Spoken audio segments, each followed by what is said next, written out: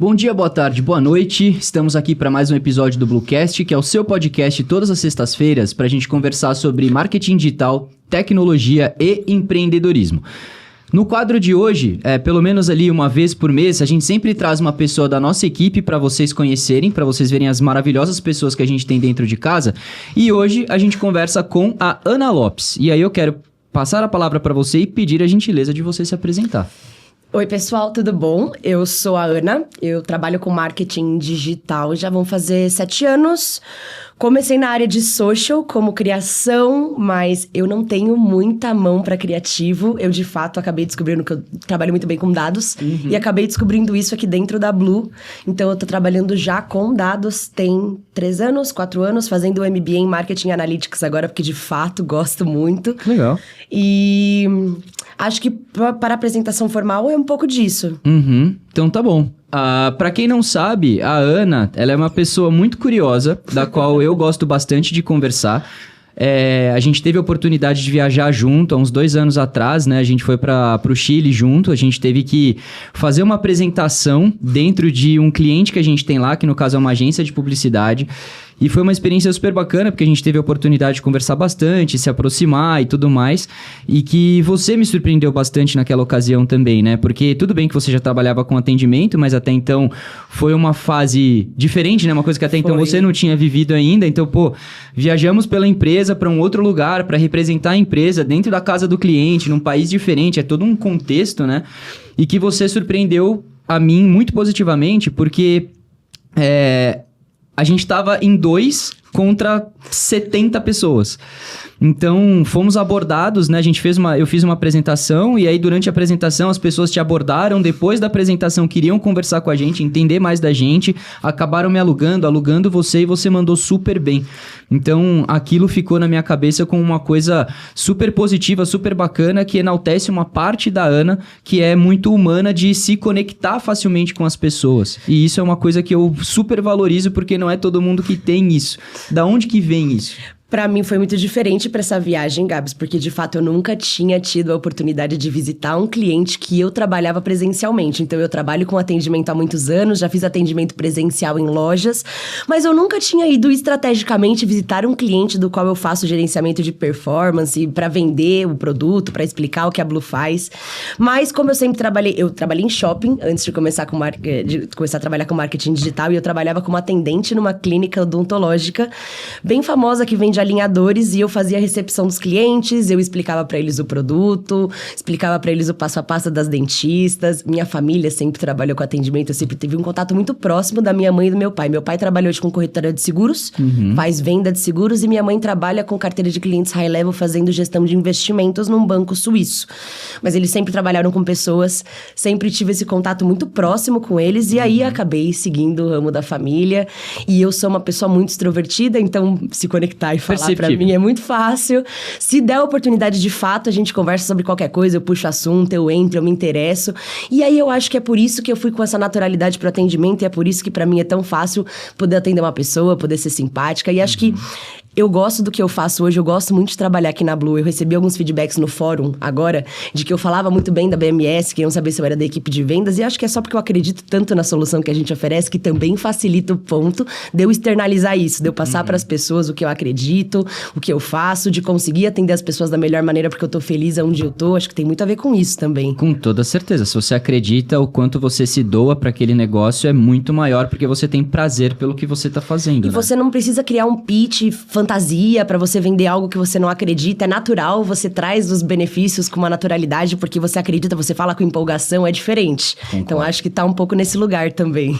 E Ana, uma coisa que eu gosto muito de fazer nesse quadro é que a gente possa de fato conhecer você. Então, até agora a gente falou sobre quem você é hoje. E eu gostaria de saber quem você era quando você era criança. Então, se a gente voltar para Aninha, lá de trás, Como que você era? Eu era uma criança muito espoleta. Eu tinha aquela energia de Enzo com o dentinho torto. E subia nas coisas, derrubava as coisas no chão. Todo o café da manhã que a gente fazia, eu sempre derrubava o copo de suco na mesa. Todas as vezes. Eu batia no copo, eu puxava a toalha. Era o batizado da mesa da manhã de domingo, era eu derrubar alguma coisa. Café, suco na mesa. Eu sempre fui essa pessoa muito destrambelhada, porém, muito próxima da minha família. Até hoje eu tenho uma relação muito próxima com a minha família. Sempre foi meu porto seguro. Minha família, graças a Deus, é muito bem estruturada, por mais que meus pais hoje não sejam juntos. Eles se gostam, a gente passa momentos juntos, compartilha. Eu tenho uma rede de apoio familiar muito grande. Ainda tenho pai, ainda tenho mãe, ainda tenho avó. Legal. Eles sempre foram muito presentes na minha infância. A gente viajava muito. Então eu tenho memórias muito boas, assim, da minha infância. Fui uma criança muito traquina, mas fui uma criança muito amada. Meus pais me deram todas as oportunidades para eu poder florescer da melhor maneira possível. E eu acho que é por isso que eu tô aqui hoje. Eles investiram na melhor educação, investiram em cursos de idioma, investiram em balé, eu fiz sapateado, eu fiz aula de arte. Tudo que eles puderam me dar, eles me deram. E aí eu fui fazendo com isso a melhor coisa que eu podia. Então, fui uma criança que teve muitas oportunidades. Muitas portas se abriram por conta deles, né? Eles quiseram sempre fazer por mim o que os pais dele não fizeram por eles. E eu tenho uma irmã, então a gente cresceu numa rede de apoio, assim, muito massa. Sempre que eu preciso de alguém, eu sei que eu tenho pra quem ligar. É a minha mãe, é o meu pai. Eu não fico sem ninguém, assim, pra me amparar, de fato. E acho que é por isso que a minha vida é sempre um pouco mais leve, porque eu sei que eu tenho com quem contar. Quando eu tenho um dia difícil, eu sei que eu posso ligar pra minha mãe. Meu carro quebra, sei que eu posso chamar meu pai, porque eu não entendo nada de carro, mas ele vem, ele me salva. Pastilha de freio, esses dias começou a apitar. Eu nem sabia que existia pastilha de freio, gente. Mas meu pai veio. Freia sozinho, magicamente. Freia sozinho. Entendi. Mas começou a fazer um barulho de metal super alto. Eu liguei e falei, pai, acho que tem alguma coisa acontecendo. Pronto, pegou o carro, me devolveu limpo, feito. Então, eu acho que isso é muito importante, assim. Sei que nem todo mundo tem rede de apoio, mas a gente tem que contar e dar valor, de fato, pra quando a gente tem isso bem estruturado nos dias de hoje, porque é muito difícil. Eu acho muito bonito a forma como você traz, porque isso é uma realidade muito grande, né? Nem todo mundo teve essa questão de ter um suporte familiar tão presente assim, mas quando você tem isso e você dá esse valor e fala com o carinho que você fala, a gente percebe que isso pode ter te proporcionado várias outras situações até para você, de repente, se desenvolver mais. E eu queria te perguntar justamente sobre isso, essa parte de desenvolvimento, enquanto você era uma criança traquinas, sobre heróis que você tinha naquele momento. Então, naturalmente, aqui você já trouxe duas pessoas, você fala que você tem um núcleo familiar muito forte, então, boas memórias que você viveu naquela época. Eu acho isso muito louvável e eu queria perguntar se, além dos seus pais naquela época, enquanto criança, quem mais você admirava? O que pra você chamava atenção? Então, essa é uma pergunta muito interessante, porque me fizeram ela na minha entrevista aqui na Blue também. E a minha resposta ao longo dos anos é muito engraçada, porque ela não muda. Eu nunca fui uma criança muito ligada em figuras famosas ou de projetar idealizações ou vontades ou objetivos em pessoas famosas. Eu sempre busquei essas referências muito dentro de casa. Certo. Então, a minha maior referência na vida hoje é a minha mãe. Ela é muito bem sucedida no que ela faz. Ela sustenta a nossa família. Ela venceu na vida, de verdade, com todas as letras. Ela é uma mulher amorosa, ela trabalha muito bem, ela é muito bem respeitada no mercado de trabalho e eu quero ser que nem ela. Legal. Ela é a minha maior referência na vida, Gabs. Meu pai é um cara... Desde criança? Desde criança. Meu pai é um cara fera também. Criou a própria corretora do zero. Já faz 10 anos que ele tem a própria corretora. Ele trabalha, ganha bem, sustenta a filha, é super amoroso. Enfrenta uma barra pesadíssima com a cabeça erguida e com um sorriso no rosto todos os dias. E eles são as minhas maiores referências. Eu não tenho, assim, uma figura pública, um famoso, algo assim que eu olho e falo, nossa, quero ser que nem essa pessoa. Eu quero ser igual aos meus pais, cara. Porque eles são meu referencial dentro de casa. E eu dei essa resposta na minha entrevista. Você tava lá quando eu fiz. Sim. E isso não muda ao longo dos anos, cara. Porque todos os dias eles me impressionam cada vez mais com a vida que eles levam. E é esse referencial que eu tenho. Um referencial alcançável, é próximo. Eles estão ali pra me guiar, pra me tutorar, né? Enfim... E eu acho que demonstra também todo o amor que eu tenho por eles. De fato, a minha família é muito próxima na minha vida. Como um ponto de norte mesmo. É meu farol. Final de semana eu tô com eles. Eu sei que pode parecer que não, mas eu sou muito família. Gosto muito de estar com eles, com a minha avó, de ir pra praia com eles. Troco o final de semana de balada pra ficar em casa acendendo lareira com meu pai, jogando baralho. Legal. Muito gostoso. E quando a gente vê agora para uma fase de você já saindo da infância e entrando na adolescência, por que eu também gosto de abordar essa fase? Porque quando a gente começa a ter referências ou interferências do mundo versus aquilo que a gente acreditava até esse momento. Então, quando a gente é criança, até essa fase, eu vou colocar aí uns 12, 13 anos, a gente tá, entre aspas, na bolha da nossa família, né? Então, todo referencial que a gente tem até essa fase... É família. É família 100%. Então, são as boas memórias que você já comentou sobre viagens que você fez com seus pais e tudo mais. E quando a gente entra nesse estado de pré-adolescência até o final dali do ensino médio, 17, 18 anos, a gente tem uma grandeza de informação muito grande. E a gente começa a mudar com um peso muito grande também. Porque você começa a ter referencial no mundo, né? Então, por mais que você fale que até hoje as referências são seus pais, você começa qualquer pessoa começa a ter o referencial do mundo, né? Você começa a ser apresentado a coisas diferentes na escola, a situações que você eventualmente pode começar a participar, como sair com os amigos, viver situações diferentes, né? Como é que foi essa fase para você? Então, você saindo de um estado de infância traquinas, agitada, muito louca, derrubando as coisas no café da manhã, entrando no ensino médio, começando a ter todo esse acesso ao mundo, né? E aqui legal que você já trouxe algumas outras coisas que eu também quero explorar na sua fala, que é aulas de sapateado, balé, porque também são coisas super legais quando a gente fala da formação de uma criança, porque você está inserido dentro de um contexto que já tem uma determinada hierarquia, então parece besteira, mas quando você fala na formação de uma criança que está saindo de uma pré-adolescência, entrando numa pré-adolescência para a fase adolescente e adulto jovem, são coisas que ajudam muito a te moldar, né? Então, como é que foi a fase da Ana nesse contexto? Eu, por mais que fosse muito extrovertida, entrei na adolescência sendo uma adolescente muito tímida. Conte-me mais sobre isso. O que fez você mudar? Eu sempre gostei de coisas um pouco diferentes do que as meninas de fato gostam. Eu gosto de brincar de carrinho, eu gostava de brincar na rua com bola. E quando eu entrei na adolescência, a gente vai buscar... A gente é apresentado por outros referenciais que a gente não tem contato na infância, que eles passam a fazer muita importância pra gente por um período de tempo ali, né? Até a gente ter o discernimento de entender o que a gente vai pegar pra gente, o que a gente vai deixar no mundo. E pra mim foi muito confusa essa fase, porque eu tentei por muito tempo me adequar às coleguinhas da escola, deixar meu cabelo liso, usar rosa, né? Enfim, ser mais feminina, brincar de boneca e tudo mais. E, de fato, foi uma fase muito confusa pra mim, porque eu ainda tava entendendo o que eu ia levar pra mim, o que eu ia deixar lá. E aí, eu comecei a fazer terapia quando eu era criança. Essa parte foi muito importante pra um autoconhecimento.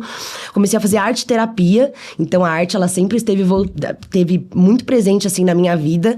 Eu gosto muito de fazer artesanato, de pintar. Então, meus pais me levaram pra isso, pra que eu pudesse fazer arte enquanto eu conversava um pouco mais sobre mim, pra que eu pudesse descobrir e entender as coisas que eu gostava de fazer. Então, eu sei costurar, eu sei fazer caixinha de madeira com uma técnica que a gente chama de decupagem, que você usa guardanapos para fazer a cobertura da madeira com cola, e aí você transfere a imagem do guardanapo para madeira com uma técnica muito legal. E eu sei fazer macramê, eu sei fazer acessórios, eu trabalho com couro, eu toco piano, e aí meus pais sempre incentivaram isso, porque sempre estar nesse meio artístico me fez estar mais tranquila para poder falar sobre mim. E eu comecei um processo de arte-terapia muito legal nessa parte da minha infância para poder, de fato, conseguir fazer esse discernimento de uma forma mais tranquila. Legal. Cara. Exato. Meus pais investiram muito nisso e eu parei depois de um tempo, mas isso foi muito importante para eu conseguir entender quem que era a Ana Beatriz, o que eu ia deixar e entender por que eu tentava me assemelhar tanto às outras pessoas, por que eu não abraçava a minha individualidade de uma forma que fosse minha. Foi muito importante até, assim, uns 15, 16 anos, quando eu fui pro ensino médio. E aí eu acabei parando de fazer, porque a gente acaba tendo outras coisas na grade curricular. Eu fiz Bandeirantes, e o Bandeirantes é integral. Então, primeiro, segundo e terceiro ano, eu estudava das 9 às 6 da tarde, com um intervalo ali no meio. E de tarde eram aulas laboratoriais, de dia a gente fazia as aulas curriculares. E eu fiquei sem tempo. Mas durante esse período da escola mesmo, a arte-terapia me desenvolveu muito em muitas coisas. E hoje ela ainda é o meu refúgio, o meu porto seguro. Quando eu tô com a cabeça muito cheia de coisa, quando eu tô triste, quando eu preciso pensar, eu me volto pra fazer essas atividades manuais. Eu desligo da tela, desligo da televisão, coloco uma música e eu deixo a minha cabeça ir devagar enquanto eu faço alguma coisa que distraia o meu corpóreo aqui. Então, isso foi muito importante, assim, nessa minha transição. E coisas que eu gostaria de explorar sobre esse tema que muito me chamam a atenção. A arte, ela é literalmente uma forma muito genuína de você se expressar, né? Porque para cada pessoa ela funciona de uma maneira diferente, por mais que, por exemplo, ambos saibamos desenhar, a gente vai ter traços diferentes, a gente vai olhar para a arte de uma maneira diferente, né? A acepção que cada pessoa tem em relação a essa forma de expressão é diferente por si só. Então, eu imagino que isso, nessa fase de pré-adolescência até uma entrada na adolescência, você ter contato com isso deve ter te feito muito bem de fato, porque você falou que você entrou nessa fase sendo mais introspectiva, né? Então, talvez esse aspecto de introspecção é justamente porque você está saindo de um contexto, vamos colocar assim, em jargões bobos, mas num contexto de bolha para um contexto de mundo, né? Porque é o que acontece nessa fase. E que aí nisso talvez você tenha falado, nossa, calma aí, que toda a loucura que eu tava aqui fazendo, derrubando as coisas, talvez eu não possa ser assim aqui. Exato. E aí começa essa questão de adaptação ao mundo, sobre você buscar um padrão versus você ser você dentro daquele lugar, e que a arte, ela te traz esse viés de você, não, calma lá, você não precisa ser igual a todo mundo, você pode se expressar porque isso também é importante. É exatamente isso, ela traz um viés de expressão. Eu acho que esse ambiente da arte-terapia, nesse momento de transição da infância para a pré-adolescência, ela trouxe um local seguro de expressão. Era um local onde eu podia ir, eu podia criar, e enquanto eu criava, eu podia ter conversas que normalmente eu não teria, e acessar partes minhas que normalmente eu não acessaria, mas eu tava tão inserida ali no processo de criação, no processo de expressão, que aquilo fluía com mais naturalidade e eu conseguia colocar pra fora partes de mim que talvez eu nem soubesse que estavam ali. E isso fez muita importância pra construção da Ana Beatriz pré-adolescente, que virou uma Ana Beatriz adulta, né? Então, foi muito importante ter esse ambiente seguro pra eu poder me expressar, sem julgamentos alheios, pra que eu pudesse analisar o que eu tava criando, o que eu tava colocando pra fora, ver as diferentes partes de mim que eu não conhecia, entender o que eu ia deixar e o que eu ia colocar pra fora, descartar, porque talvez não fosse me levar a nenhum lugar mais pra frente. Então foi muito importante. Muitas pessoas não têm a oportunidade de ter contato com esse tipo de terapia, porque é uma terapia nova, na verdade, no mercado. Não se dava tanta importância pra arte-terapia no passado, porque é uma forma de terapia mais holística. Não se dá pra própria terapia convencional, que dirá pra arte-terapia. Quem dirá pra arte-terapia, exato. Mas para crianças, muito especificamente, ela de fato traz um conforto e um espaço mais aberto para que ela acesse locais dela, que você sentado e olhando na cara dela, tentando extrair aquilo dela, aquilo não vai sair. Então é muito diferente. Hoje eu tenho alguns amigos, inclusive, que fizeram terapia e voltam trabalhados para psicoterapia artística para crianças, porque é uma forma de terapia muito voltada para ajudar no autoconhecimento, e eu sinto que as pessoas que mais precisam desse auxílio hoje em dia são os nossos adolescentes, que estão crescendo com contato na internet, essa exposição massiva. E eles precisam, sim, de um norte para entender o que eles vão levar para dentro de tudo que eles enxergam e o que eles vão deixar para fora, porque de fato não acrescenta nada. Isso que você trouxe é um tema... Não tem muita relação com o que a gente está falando na construção da Ana, mas é um tema muito legal da gente abordar, e eu gostaria de trazer a sua visão sobre ele, porque o modo como eu enxergo sobre o que são os jovens de hoje, vamos colocar assim, primeiro que eu tive um choque, e aí eu queria debater sobre isso com você, porque a gente sempre tem grandes conversas construtivas. Eu estive numa palestra do G4 há pouco tempo, onde uma das palestras foi sobre cultura e pessoas, né? Na verdade, as mutações geracionais desde 1920 até hoje, as diferenças de comportamento de cada uma das gerações pelo olhar de uma das sócias da Companhia de Talentos. Justo. Então, assim, a Companhia de Talentos é uma das maiores hoje consultorias para contratação de pessoas, processos seletivos e afins, que, enfim, proporcionam empregos para milhares de brasileiros. E ela trouxe esse contexto porque, para nós que estamos sentados assistindo, todos somos empresários. E o que você hoje discute na nossa esfera, ou que você também já escuta em qualquer lugar, é a nova geração é completamente difícil de lidar. É um povo que não quer nada com nada, não tem objetivo, e lá. E aí, para os empresários, é um grande desafio lidar com essas pessoas. E aí, ela trouxe uma visão diferente sobre isso, porque ela trouxe um recorte de jornal de 1920 e tantos, falando sobre a próxima geração. Que também era uma geração E era a mesma difícil. coisa. Então ela falou, isso é geracional e cíclico. Todas as vezes que se volta de uma geração para a próxima geração é a que vai acabar com tudo. Então ela fala, não é uma coisa nova. O que se muda hoje é a ascensão de tecnologia. O fato de a próxima geração ser a geração que vai acabar com tudo e uma geração perdida, isso sempre existiu. Só muda-se os meios. E a gente nunca se perdeu no meio do caminho. Exatamente. Eu acho que é um ponto muito interessante que ela traz, porque assim, de fato, convivendo com mais pessoas da minha idade hoje, eu entendo que o nosso olhar para o trabalho voltou muito. E mudou muito. As pessoas, de fato, estão buscando mais flexibilidade. Tem muitas pessoas que, sim, não estão buscando levar a vida para nenhum lugar. A gente não pode fugir desse ponto. Conheço muitas pessoas que têm habilidades e talentos maravilhosos, mas que não buscam evoluir aquilo de nenhuma maneira. Então, sim, a gente tem essa parcela de pessoas que, de fato, não tá buscando evoluir, mas a gente também tem uma parcela de pessoas que tá buscando evoluir de uma maneira diferente. Eu acho que isso traz um choque muito grande para quem é de uma geração passada. A gente tá vivendo a nova era de revolução industrial, estamos entrando na era da inteligência artificial, das automações, a gente não pode descartar isso. Então, sim, os jovens de hoje estão muito voltados para isso e a gente tem um conflito geracional quando você quer trabalhar em empresas que são mais conservadoras ou empresas que já são mais antigas, e quando você trabalha em empresas mais jovens, empresas startups que são formadas por pessoas mais jovens, você vê que tem uma diferença de olhar. Eu falei isso, acho que na minha entrevista eu falei sobre isso. Tem locais onde a gente nem consegue se inserir dependendo, porque existe esse conflito.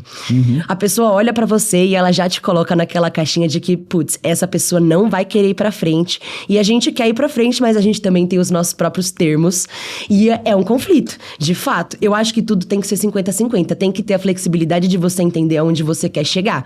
O objetivo é um norte muito importante na sua vida. Se você não tiver objetivo, você não souber pra onde você quer ir, você vai ficar patinando por um tempo. Então você precisa saber onde você quer ir, onde você quer chegar e o que você precisa abrir mão para você estar lá. A vida é um ganha-ganha, você abre mão de alguma coisa para ganhar de outra. Não dá para esperar que caia tudo no seu colo e venha a nós a vosso reino, porque não vai acontecer. Não vai acontecer. Tem muitas pessoas que ainda não têm essa mentalidade, não desenvolveram essa mentalidade e não vão desenvolver. Não vão desenvolver. Eu acredito muito nisso, vejo muitas pessoas dessa forma, fico muito preocupada com conhecidos meus, mas tem muita gente que não quer abrir mão de certas coisas, de certas vivências, de certas zonas de conforto para poder crescer. A gente tem essa situação muito emergente nos dias de hoje e eu vejo que muita gente vê isso. A diferença de quem dá certo e de quem não dá certo é isso. É o quanto você está disposto a desprender energia para você poder chegar naquele seu objetivo, e a gente vai desprender energia de uma forma ou outra. Não tem como fugir disso. A vida é movimento. Se a gente para de girar a roda para de girar e as coisas param de acontecer. A gente não pode parar de se movimentar, mas também movimento com direção. Não adianta você andar para qualquer lugar. Ponha seu norte, defina seu ponto e caminhe, independente do seu ritmo, caminhe. Uma hora vai chegar. Você trouxe muitas coisas extremamente relevantes da gente ressaltar na sua fala. Antes de mais nada, eu quero te fazer uma pergunta sobre isso tudo, porque a sua fala ela demonstra uma maturidade muito grande. E isso é muito interessante falar sobre maturidade nesse estado, porque é o que eu tenho muitas vezes observado, né? A gente está numa fase de contratação na Blue, vocês estão vendo a gente fazendo processo seletivo. Eu mesmo, da semana passada para cá, devo ter falado com 10 pessoas brincando, e essa semana minha agenda tá bucada também para falar com mais 10, por fit cultural e tudo mais, né? Ter aquele cuidado das pessoas que a gente tá trazendo para dentro. E assim, é muito interessante porque eu falo com pessoas de idades de 22 até 49 anos, eu já entrevistei na semana passada. E a gente vê uma disparidade de maturidade muito grande. Então hoje você tá com quantos anos? Eu tenho 25. Por exemplo, você tem 25 e a maturidade que você acabou de entregar não é de uma pessoa que hoje eu colocaria como sendo de 25. Então, eu quero aqui enaltecer alguns pontos. Esses pontos é o que eu quero explorar na fala, porque isso remete de novo a voltar para a Ana adolescente. Então, eu acredito que para você ter essa maturidade, uma coisa que eu aprendi muito na minha vida é que a gente constrói por meio de referência. Então, se você tem as referências corretas, eu acredito que você amadureça mais rápido. Eu sei porque isso aconteceu dentro do meu próprio núcleo familiar e eu já observei que também aconteceu dentro do seu, tanto que você enalteceu seu pai e a sua mãe como duas pessoas extremamente próximas e quem você quer ser na sua vida. Então, eu vejo que quando você olha para isso, seus pais te trouxeram não só por referencial deles, como ações deles nas suas vidas independentes e como família, mas também com as coisas que eles proporcionaram para você, como a terapia que você fez ou estar em bons lugares. Então, acho que isso construiu uma versão madura da Ana, talvez muito mais cedo do que várias outras pessoas poderiam construir. Como que você enxerga hoje, então? Por que eu dei todo esse contexto? Parece que eu tô dando volta, mas não é. É porque maturidade, para mim, é um ponto que tem me pego demais. Porque justamente tendo esse contato em entrevistas, conversando com pessoas de idades diferentes, eu acho bizarro a gente entrevistar, por exemplo, pessoas que têm idade parecida com a sua, mas que se você for colocar em idade mental, um cara que tem 12 anos. E aqui você tem 25 com uma idade mental talvez de 30, 30 e tantos. Então, como que você enxerga isso versus as pessoas que hoje você se relaciona, como você acabou de falar, que tem amigos próximos que, poxa, são puta talentos, mas que às vezes não se desenvolvem porque talvez não tenham tido bons referenciais? Eu acho que... Eu gosto de pensar, na verdade, que maturidade, ela vem das experiências que a gente tem na vida, não necessariamente é uma idade, porque tem pessoas que são forçadas a crescer muito antes do que a gente realmente precisa. Não foi meu caso.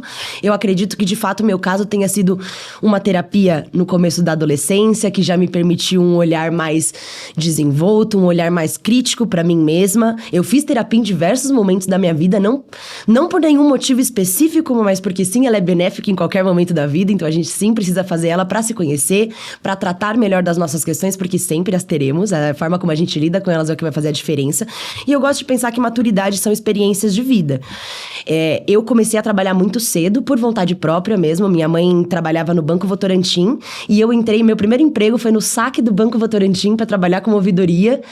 Comecei a trabalhar com... você fazia terapia. Com 15 anos, pra poder levantar um dinheirinho. Sempre vi meus pais trabalhando e eu tinha vontade de ter o meu. Legal. Minha mãe sempre fez a gente ter vontade de ter o nosso, de fazer o nosso, de ir atrás do nosso. Minha família sempre teve condição, mas eles nunca facilitaram. Então, você quer comprar a sua bicicleta? Vai lavar o quintal todos os dias pra mãe. E todo final de semana, quando você lavar o quintal, a mãe vai te dar R$20. Junta esses R$20, quando você tiver o valor certo, você vai e compra a sua bicicleta. Então, sempre foi assim. Eu acho que também vai da forma como a gente é criada. Sim. Como eu sempre fui ensinada a correr atrás do meu, eu sempre tive uma vontade de não estar parada. Então, a partir do momento que eu descobri que eu podia ser jovem aprendiz, eu fui atrás de uma vaga, virei jovem aprendiz. E a partir do momento que eu entrei no mercado de trabalho, nunca mais saiu, porque eu entendi que não fazia sentido pra mim não estar em movimento. Então, eu até posso não estar empregada, mas isso não faz bem pra minha saúde mental. Eu não gosto de ficar parada em casa sem fazer nada, sem ter um norte pro meu dia, sem fazer o que eu faço. Hoje eu chego em casa e eu gosto de falar para as pessoas o que eu faço, eu gosto de contar os cases que eu tenho, eu me sinto feliz podendo resolver os problemas que eu resolvo, oferecendo o auxílio que eu ofereço para os meus clientes, poder encontrar com eles nos eventos, é muito bom. Eu acho que todo networking, viver faz parte disso, né? E acho que quanto mais engajado você está em viver, mais maduro você vai estar, porque você busca evolução. Evolução é isso, você buscar evoluir. Eu gosto muito de ler, gosto muito de ouvir podcast, eu estudo muito, eu tento passar o mínimo de tempo possível no meu celular, porque, de fato, ficar no TikTok não vai me engrandecer nada. Então, eu passo meus almoços lendo, eu faço palavra cruzada, eu estudo meu piano. Quando eu não tô estudando piano, eu tô fazendo um exercício, tô tentando fazer uma academia, tô tentando dançar pra também não ficar muito parada, porque o corpo que não se movimenta, ele dói. Então, também é importante. E eu acho que maturidade vem disso. Talvez, acho que a gente vê muitas pessoas que têm a minha idade que não têm maturidade porque vivem uma vida que ainda sustenta ser adolescentes. Então, você vive uma vida que talvez você more com seus pais, você não tem a necessidade de pagar uma conta, você sabe que você tem ali um porto seguro monetário para que você não precise se desdobrar para ficar em um emprego que às vezes você não gosta ou que não tem um match tão tão certo com o que você quer, mas você precisa daquilo. Eu tenho uma amiga que tem 25 anos e nunca trabalhou. Não tem perspectiva de trabalhar, nunca foi CLT, recebe dinheiro dos pais sempre, vive uma vida super confortável, ela é super inteligente, ela estuda, mas ela não tem uma perspectiva de estar inserida no mercado de trabalho porque ela não precisa. Você entrevistar uma pessoa dessa é muito diferente do que você entrevistar uma pessoa que tá ali na luta já desde muito cedo, que já passou por muita coisa, que já conheceu muita gente, já recebeu muito feedback negativo, já recebeu muito feedback positivo. É muito diferente, eu acho que maturidade tem muito a ver com isso. Você trouxe um ponto que é intrínseco na sua fala, que é intrínseco e implícito, que é bagagem.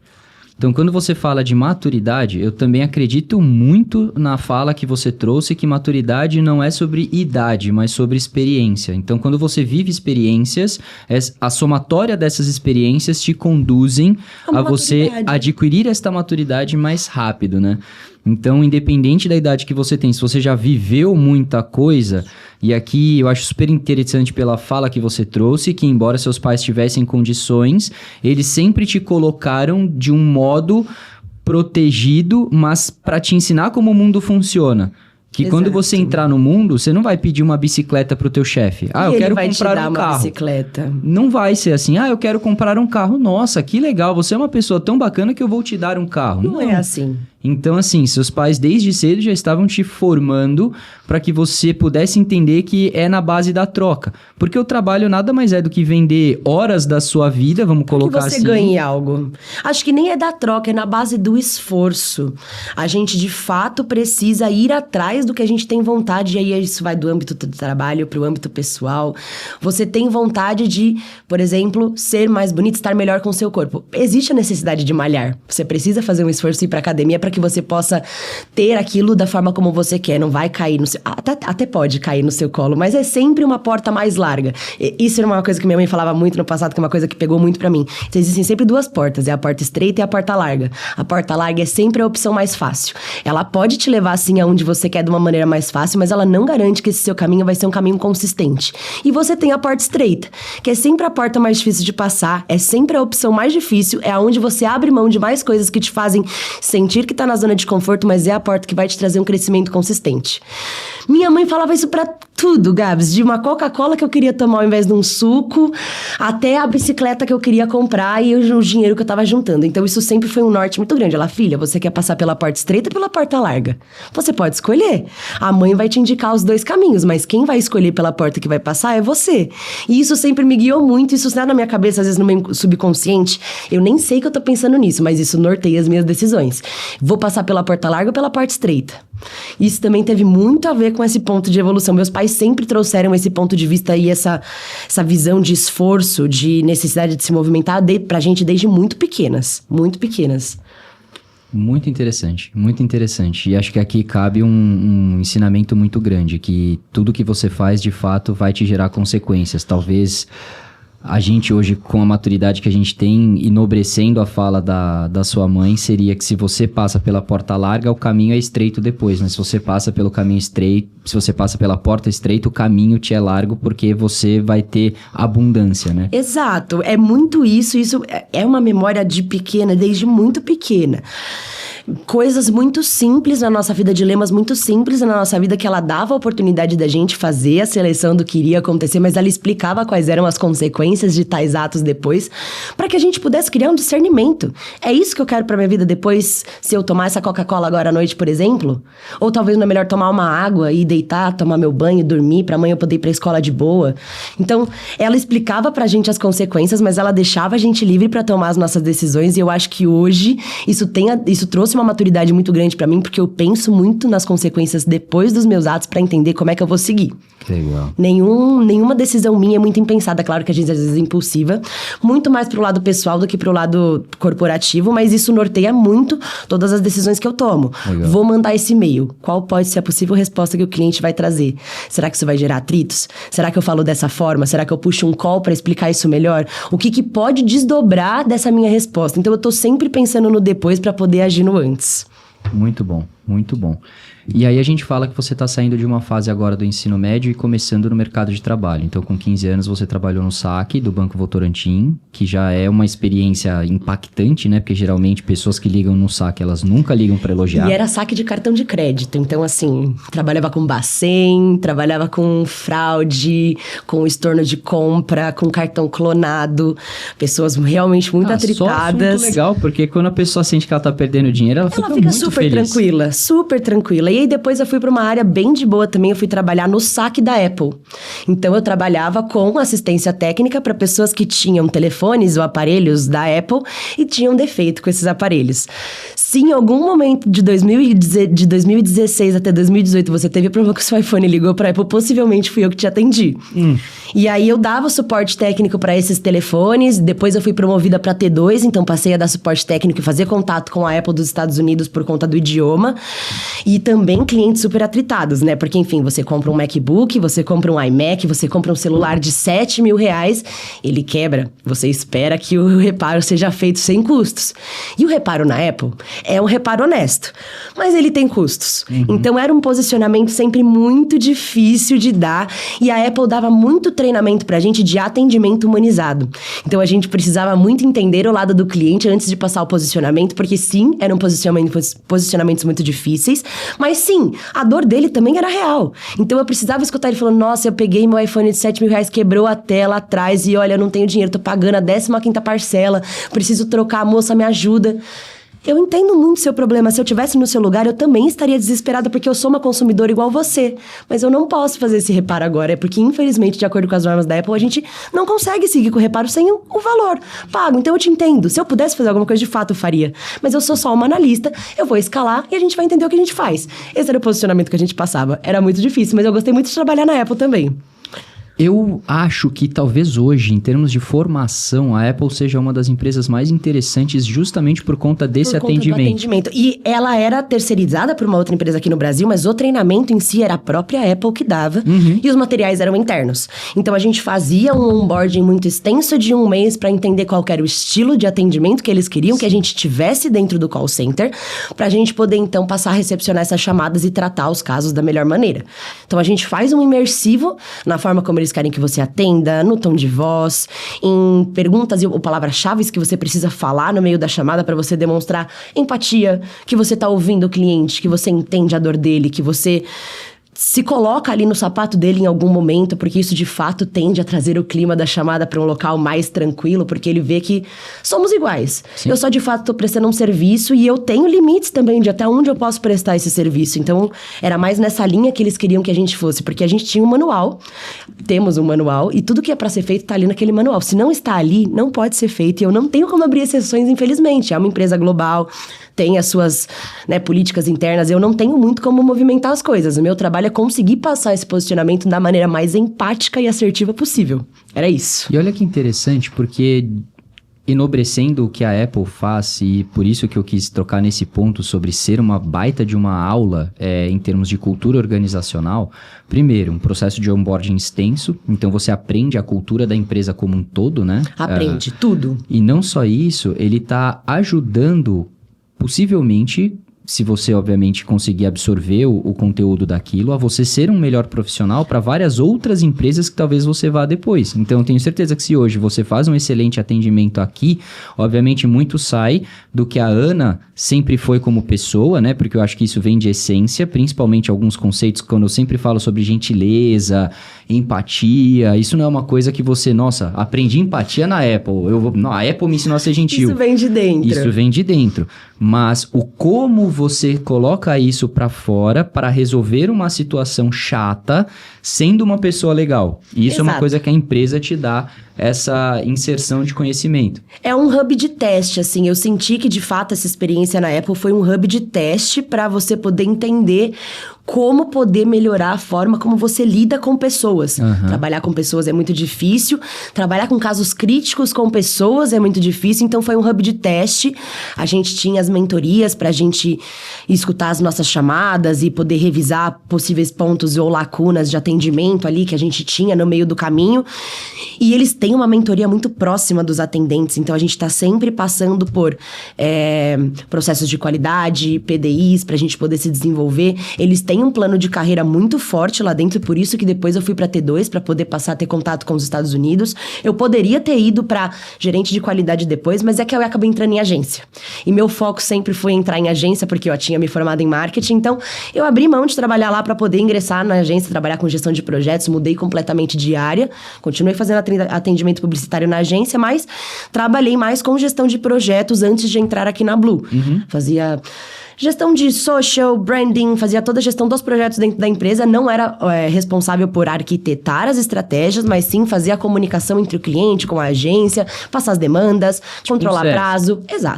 Exato.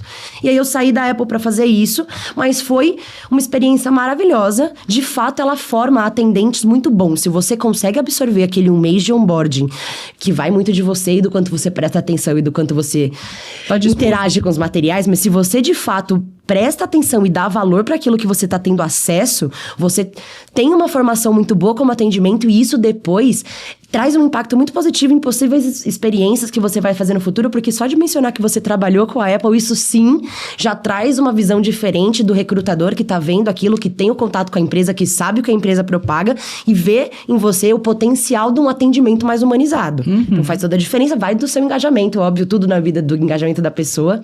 Tudo na vida, mas se você dá valor de fato para aquela oportunidade que é aberta para você, isso abre muitas portas. E aqui você abriu uma nova porta para a gente tocar no assunto, que é, você fez marketing e você queria ingressar na área e você ingressou por uma agência, o qual você foi CS e fazia basicamente o fluxo das informações, né? Isso. Então, quando você opta por estudar marketing, eu quero entender o porquê. Então, o que te chamou a atenção no marketing? Aqui a gente está falando de uma decisão de carreira, né? Então, quero fazer marketing. Naquela época, você olhava para isso como quero fazer performance, porque hoje é o que a gente faz. Mas como que você olhava para isso e por que você optou por seguir uma carreira dentro de marketing? Eu saí da escola querendo fazer medicina.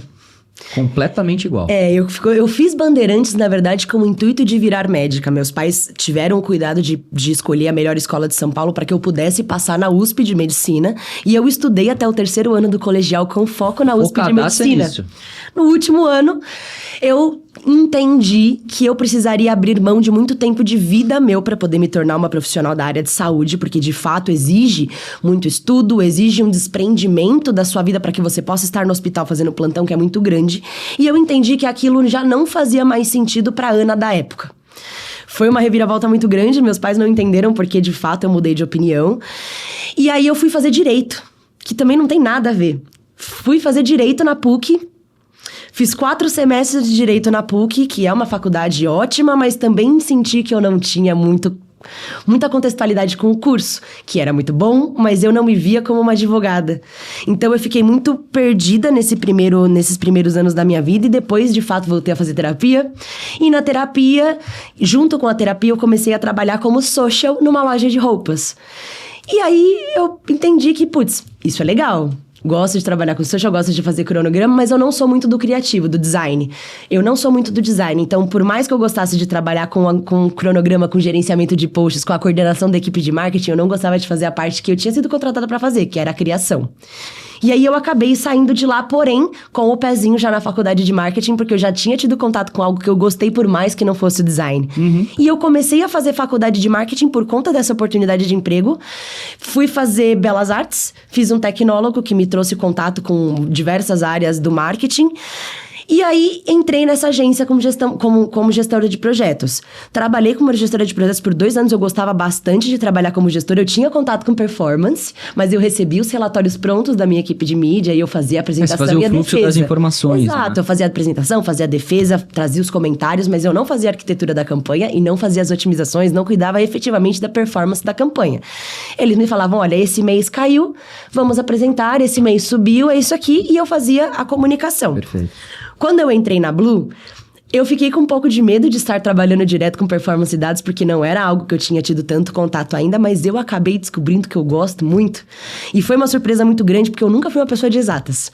Eu fiz até o último ano do Bandeirantes na área de biológicas, porque eu estava de fato voltada para medicina, mas eu gostava disso. Eu gostava muito de história, de química, de biologia, tinha muita facilidade com literatura, com português, com redação, mas matemática, geometria e física, eu sempre fui uma grande negação. Fiz aula particular, eu tentei de todas as formas, mas não faz sentido pra mim. Sim. E foi uma surpresa muito grande entrar aqui na Blue e ver que eu tenho uma facilidade muito grande pra lidar com dados, porque eu nunca pensei que eu fosse voltar pra uma área onde eu lido com números. E a gente lida com números o dia inteiro, faz análise de performance, faz defesa, constrói gráfico, e eu adoro. Eu tô fazendo MBA em Marketing Analytics porque, de fato, eu me encontrei dentro da área do marketing. Eu gosto de trabalhar com mídia, eu gosto de trabalhar com performance, e eu consigo ver os insights, arquitetar as coisas, trazer essas informações de uma maneira muito fácil. O insight pipoca na minha cabeça sem eu precisar fazer muito esforço. Foi uma surpresa muito grande, porque de fato sempre fugi da área de dados, mas cada vez mais eu tô com um pezinho mais pra dentro dessa área, porque é muito gostoso trabalhar com isso. É muito gostoso poder saber que a gente gera resultado pro cliente, ver ele feliz com a atuação da nossa estratégia, ver que deu certo. É muito bom. E isso, de fato, me traz alegria no dia a dia. E aí agora eu entendi que é isso que eu vou seguir estudando. Eu vou fazer o MBA de Marketing Analytics, eu tô aprendendo outras ferramentas, eu quero me aprofundar na mídia programática em específico, porque eu gosto bastante. E esse é o novo caminho que eu tô trilhando agora. Comecei esse MBA na FGV agora nesse mês, em agosto, e depois eu vou ver pra onde que eu vou caminhar quando o curso acabar. E é exatamente essa pergunta que eu ia fazer, linkando a sua próxima fase de vida. Então, acho que até antes da gente chegar lá, tem um outro ponto que eu gostaria de abordar, que é a sua experiência e bagagem que você construiu dentro do marketing até então. Então, é bacana de ver que, por exemplo, você descobriu que gostava de marketing por conta de uma oportunidade de emprego, você vai para uma agência, você entende tudo o que existe, né? Porque a formação, ela te dá todas as vertentes do que existem de possibilidades, versus o que você já está fazendo como gerente de projetos, né? Porque se você está nessa posição, você é o ponto focal do contato, então não só o cliente vai te procurar, mas as pessoas internas também. Então, a riqueza de informação e dados que você carrega para cima e para baixo te proporciona uma bagagem muito bacana. E aí você entra na Blue, onde a gente trabalha com mais performance, é algo muito mais voltado a dados, é uma temática um pouco mais, talvez, forte, eu diria, porque a gente está mexendo diretamente no ponteiro de venda e dinheiro do cliente, então existe uma cobrança, né, e uma determinada expectativa versus o que a gente está entregando para ele. Você, como atendimento, é a pessoa que faz toda essa gestão, entende o que está acontecendo dentro de casa, monta os insights, passa para ele. Dentro de toda essa experiência que você adquiriu no marketing até então, desde quando você entrou versus agora com a bagagem que você tem, o que você pode trazer para a gente de conhecimento da Ana que você entendeu do mercado de marketing? Olha, eu acho que ultimamente a minha bagagem tem sido muito voltada para análise de campanhas, de fato. E eu não entendi a pergunta, na verdade, Gabs. Eu quero que você traga o embasamento de bagagem da Ana dentro de toda a experiência que você teve. Então, por exemplo, você entrou numa agência fazendo gerência de projetos, fazendo o fluxo das informações. E ali você teve contato justamente com muitos dados e transformar dados em informação. Porque se você recebia tanto de fora quanto de dentro e tinha que apresentar para fora, você era como se fosse a mantenedora um filtro, das informações. Mas um filtro de conhecimento. Porque o que você recebia do cliente, você levava para dentro de casa, que ia digerir, transformar em outros tipos de dados, iam devolver para você transformar esses dados em informação, levar para fora, para que fosse digerido. Então, é todo um fluxo que essa posição, ela é muito importante. E eu falo porque dentro da minha agência não é diferente. Existe essa posição lá dentro e essa posição ela tem uma cobrança muito grande. Então aqui você adquiriu uma bagagem. Depois você saiu disso e entrou na Blue. É uma cultura diferente do que é uma cultura de agência. A cultura de agência, quando eu falo, não sei qual que você passou efetivamente, como era a cultura empregada lá, mas é uma cultura que todo mundo fala que você deixa a alma lá dentro, né? É muito diferente do esquema que a gente tinha aqui. Eu trabalhava home office na agência, 100% home office. A gente não tinha, de fato, nem a construção de uma cultura de empresa. A gente ia apenas quarta-feira para a empresa e os outros dias eu trabalhava da minha casa.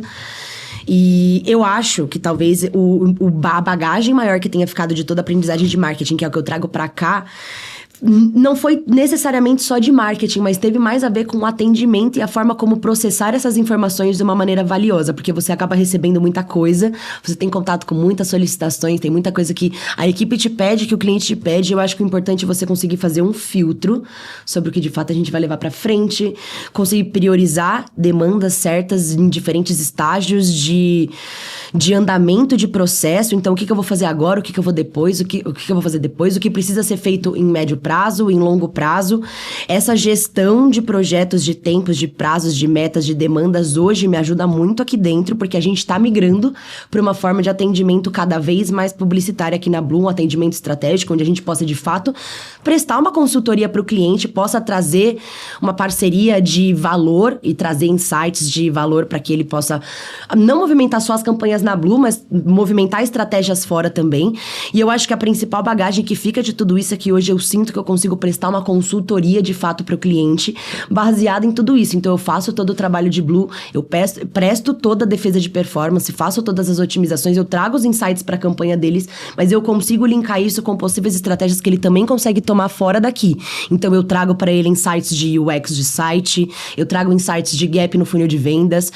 Esses dias eu fiz um benchmark de criativos para HP para que eles pudessem estudar novas possibilidades de peças e novas funcionalidades que eles poderiam utilizar nos nossos criativos para as campanhas de inovação que a gente está lançando de consideração.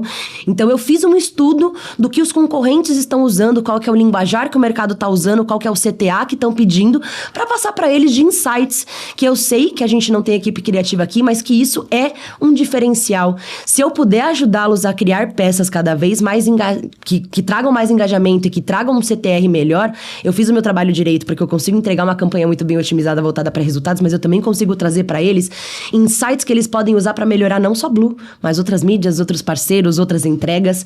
Então eu acho que a principal bagagem hoje é isso, é poder trazer o over-delivery de coisas que eu fazia na agência e que Blu não necessariamente faz, mas que eu faço para os meus clientes. Porque é isso, eu quero cada vez mais estar nessa posição estratégica de poder fornecer dados e insights que outros parceiros não podem.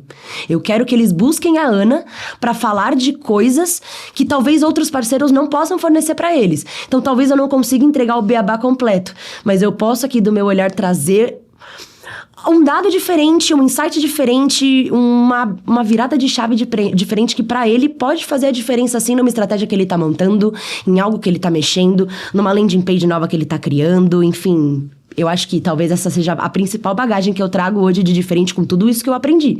Porque eu trago, sim, over-deliveries de agências para eles. Então eu trago insights diferentes que eles podem usar lá para frente, porque o meu objetivo não é só que eles me vejam como a atendente analista de Blu, é que eles me vejam como a parceira estratégica das campanhas de programática deles.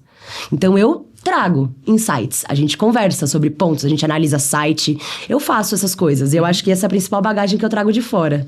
Excelente. Então, você entendeu muito bem a pergunta e respondeu muito melhor do que eu imaginava que você responderia. Obrigado. Obrigada. E quando você fala que agora você está fazendo MBA em Marketing Data, o que eu tenho que preparar para a Ana nos próximos anos para poder desenvolver você dentro de casa? Olha, eu acho que essa soft skill, talvez, de marketing analytics que eu tô desenvolvendo vai me voltar mais para uma área de mídia, para uma área estratégica, do que, de fato, apenas um atendimento. Mas caminha muito com o intuito da nossa operação agora também. Porque quanto mais estratégicos nós formos agora, melhor vai ser esse atendimento. Talvez seria muito legal se a gente conseguisse repassar um pouco desse conhecimento para quem não pode ter acesso ou para quem não está tendo acesso a fazer um MBA agora. Então, talvez trazer um pouco dessa necessidade que os outros analistas talvez entendam de mídia e que a gente possa estar mais inserido nos processos de criação, de arquitetura e de otimização das campanhas num geral. Não só de Blu, mas também de BMS. Então, entender como se constrói uma campanha, como otimiza uma campanha, como está por trás daquilo, qual que é o racional da Vitória quando ela vai fazer uma otimização. Qual que é o racional dela antes dela fazer uma definição de persona para poder fazer a segmentação na plataforma para uma campanha de branding. Talvez isso fosse interessante num olhar mais operacional, de entender na prática como isso funciona, porque eu tô aprendendo na teoria. Eu gostaria de estar inserida na prática também, para que esses conhecimentos pudessem se fundir e eu ter as duas visões ao mesmo tempo. Então, para que eu pudesse ter a teoria, mas para que eu também pudesse ver alguém que tem autoridade no que tá fazendo, fazer e arquitetar e otimizar e entender qual que é o racional por trás dela. Porque eu sei a teoria. Eu gostaria de estar por trás do racional. Então, isso seria muito interessante, não só para mim, como para outros analistas também. Trazer cursos voltados para análise de dados, para que seja cada vez mais fácil utilizar as ferramentas que a gente tem de dados a nosso favor e inserir a gente cada vez mais por trás da arquitetura e do racional de todas essas otimizações que a gente faz hoje. Excelente. Você plantou algumas coisas na minha cabeça que eu gostei bastante de escutar e vou pensar melhor e digeri-las para a gente ter outras conversas depois. Gostei da resposta. E o que você quer alcançar na sua vida? Agora vamos para uma parte, caminhando para um final. A gente acha que nós trouxemos aqui muito embasamento da sua vida, da construção da sua pessoa. Foi uma conversa riquíssima até então e que eu tenho certeza que ela vai continuar seguindo tão rica quanto. E eu quero trazer um ar mais filosófico para poder entender aonde você quer chegar. Então, você tem uma mãe com uma carreira extremamente bem-sucedida dentro de um banco, por exemplo, então aqui principalmente o Banco Suíço que você trouxe, então a gente está falando sobre um ambiente muito conservador, né? Extremamente high level, corporativo. Bem, enfim, com uma cultura muito pesada, o qual você tem pouca flexibilidade e toda uma realidade, a sua mãe tendo uma ascensão muito bacana de carreira nessa realidade, você tem um pai empreendedor, então também com os princípios dele, criação de uma cultura há 10 anos com a própria seguradora. Então, você tem a junção de dois universos super bacanas. E aí, tudo que você construiu na sua carreira até então, que iniciou por uma medicina que não aconteceu, por um direito que não aconteceu, mas um marketing que se mostrou ser aquilo que você sente prazer em fazer e que cada vez mais, tendo contato com isso, você está gostando mais, emergindo mais e conhecendo mais e também te levando para uma área inimaginável até então, como algo mais voltado a dados. Aonde você quer chegar com tudo isso? A Ana quer ser empreendedora, a Ana quer atingir um cargo de diretoria, talvez como sua mãe tem. Aonde você quer chegar nos próximos anos? Eu acho que pensando talvez num curto prazo, assim, de 5 anos, eu pretendo terminar de fazer alguns outros cursos, porque eu entendo que eu ainda tô longe em hard skills para eu estar onde eu quero chegar. Então, eu preciso terminar de fazer outros cursos. Eu quero estudar mais, eu quero fazer uma pós depois do MBA. Eu quero sim fazer um curso na FIAP, muito bom, que eu vi, de Data Analytics também, que traz todas essas ferramentas de mercado com um olhar mais voltado para crescimento de e-commerces e performance. E pensando em 5 anos, eu acho que eu gostaria só de estar muito bem colocada aqui na Blue, num cargo sim de diretoria, talvez como coordenadora de um time Latam, quem sabe. Eu nunca tinha pensado em ser coordenadora de time, porém, depois de muitas trocas com a Lara e desses anos aqui na Blue, eu entendo que talvez sim eu gostaria de fazer a gestão e o desenvolvimento de pessoas de um time Latam, talvez aqui. Tá com esses cursos todos em andamento, concluídos, ter um conhecimento maior sobre, de fato, a área de analista de mídia, ter um conhecimento maior sobre a arquitetura de campanhas, de otimização, de insights, para fornecer insights cada vez mais valiosos. Então, pensando em 5 anos, bem posicionada aqui com estudos muito em dia, com um currículo muito mais completo do que eu tenho hoje, muito mais embasada em teoria, em dado, em conhecimento, em estudos, em referências de professores que eu conheci. E quem sabe daqui a uns 10 anos, sim, tá num cargo de diretoria, tá num cargo muito elevado, sim, ganhando muito dinheiro, porque a gente sempre tem que focar nesse ponto também. Morando aqui em São Paulo ainda, podendo ter trocado de apartamento, porque eu quero morar num apartamento maior para poder trazer minha cachorrinha de volta. Legal. Exato. É um pouco parecido com a minha mãe, sim, porque hoje minha mãe trabalha e tem todos esses aspectos, ela tá ali.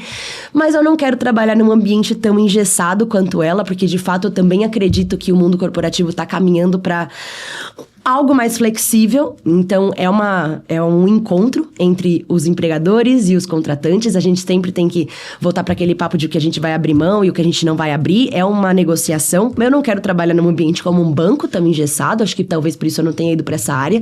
A área de marketing sempre me encantou porque a gente tem um ar de ser mais flexível. Então, por mais que nós tenhamos algumas características, sim, que são conservadoras e elas sempre precisam existir, porque isso traz também rotina e hábitos, e isso é muito saudável pra gente, então isso tem que existir, mas a gente sim tem uma flexibilidade que é muito confortável.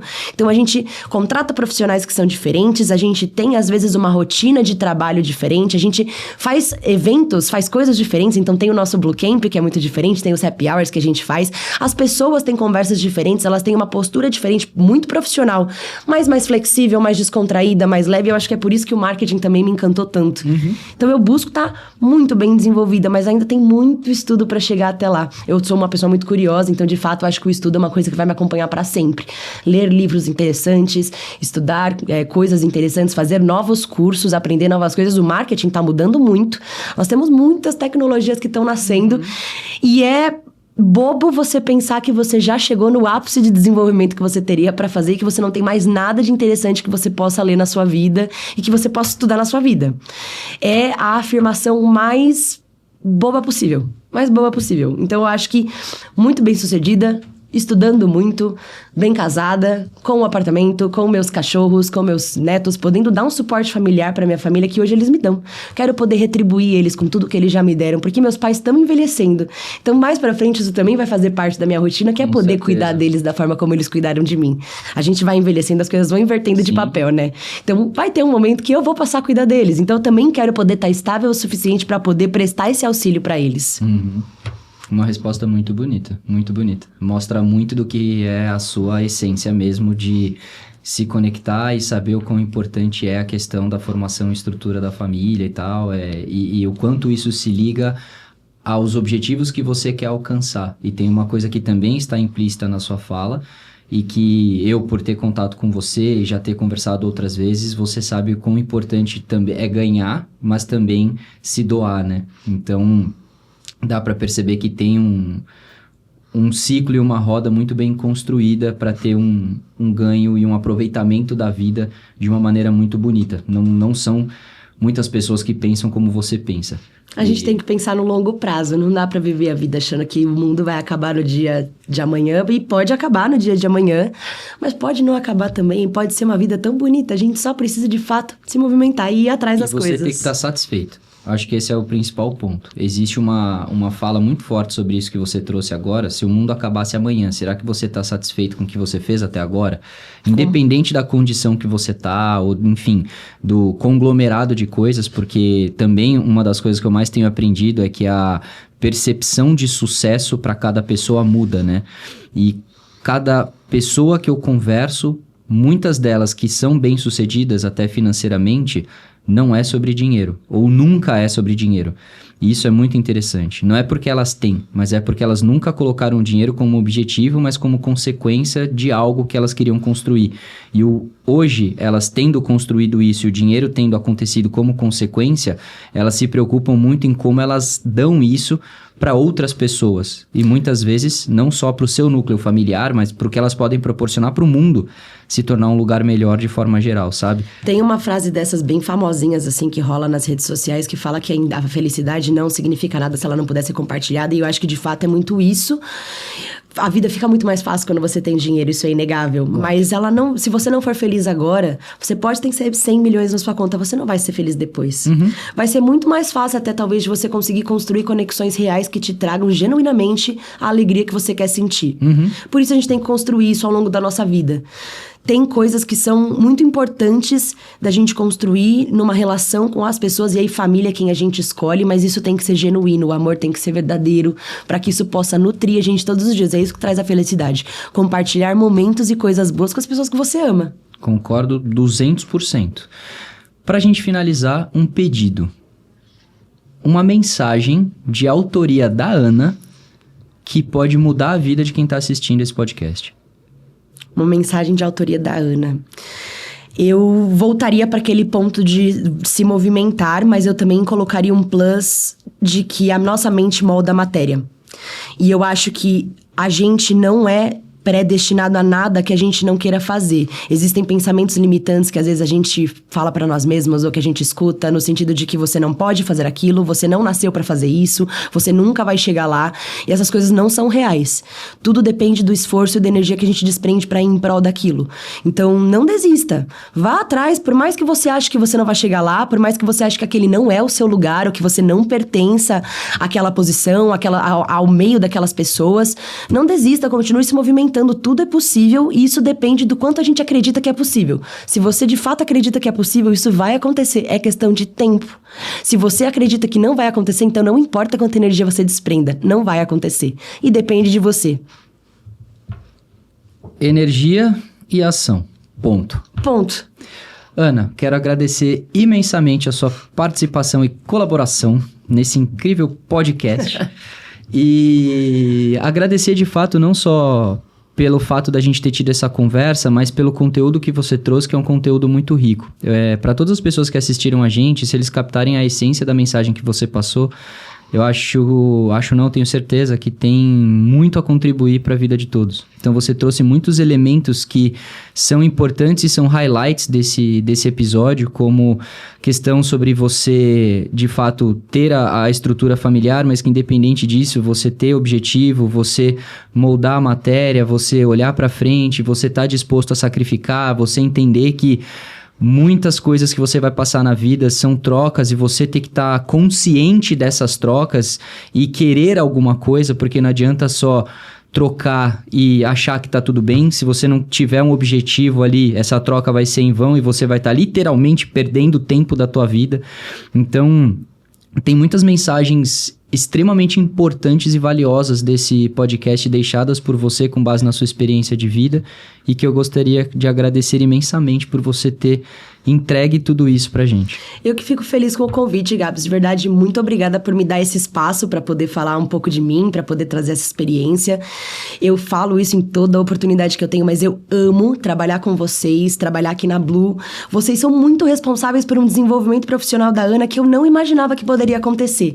Eu floresci muito por conta da Blue, por conta de você, por conta da Lara, da Gabi Zaltra. Sou muito grata por vocês me darem esse espaço. Obrigada, de verdade. A gente que agradece com esse feedback maravilhoso, de verdade. Então, para vocês que ficaram até o final, também quero agradecer, obviamente. Eu sempre faço a lembrança de que a gente grava no Blue Space, então vocês também podem ter essa experiência maravilhosa, sentar aqui nessa mesa, conhecer pessoas incríveis e a gente pode te ajudar a tirar essa ideia do papel. Às vezes você quer representar a si mesmo para ganhar autoridade, você representa uma empresa e para ganhar autoridade a si e para essa marca que você representa. Então, caso tenha algum tipo de dificuldade, procura a gente, porque todo esse espaço aqui pode servir para você também.